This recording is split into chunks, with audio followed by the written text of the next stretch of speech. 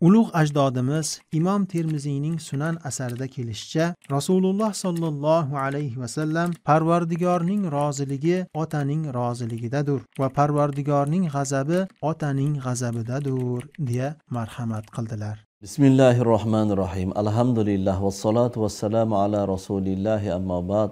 Assalomu alaykum va rahmatullohi va barakatuh. Dar haqiqat bu Ramazoni sharif oyida ota-onalarimizni har qancha ehtirom qilsak, savobga muyassar bo'ladigan damlar bu. Otalarimizga nisbatan bo'ladigan munosabatimiz to'g'risida payg'ambarimiz Muhammad alayhissalatu vassalamning ko'rsatmalari aytib o'tildi. Dar haqiqat ota rozi xudo rozi degan maqol o'zimizda ham bor. Buni qarangki, bu hadis sharifdan kelib chiqqan bir maqol ekan. Padari buzrukvor deymiz, qiblagohimiz deymiz, ota deymiz.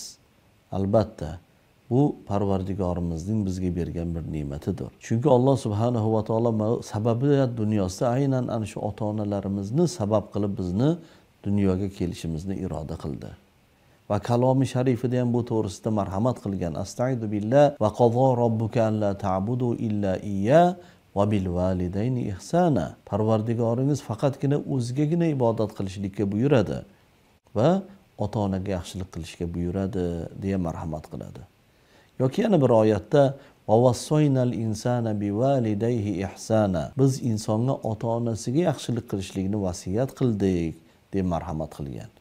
Vasiyat qildik degani buyruq qildik degan azizlar.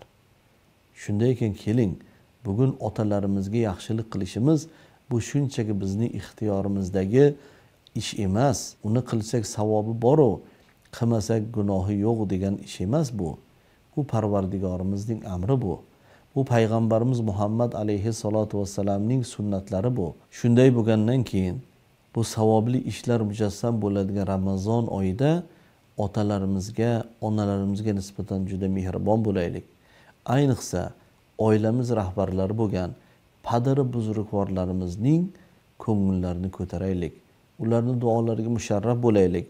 Otalarimizni bergan ko'rsatmalariga gap so'zsiz rioya qilaylik. Ularni aytganlardan chiqmaylik.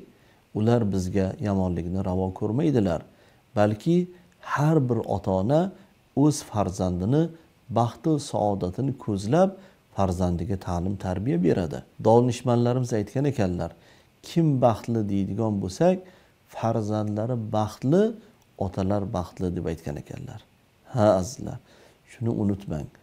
Otalarimiz bizga nimaiki o'g'it, nimaiki maslahat, nimaiki ta'lim tarbiya beradigan bo'lsalar, ular bizni o'ylab beryaptilar.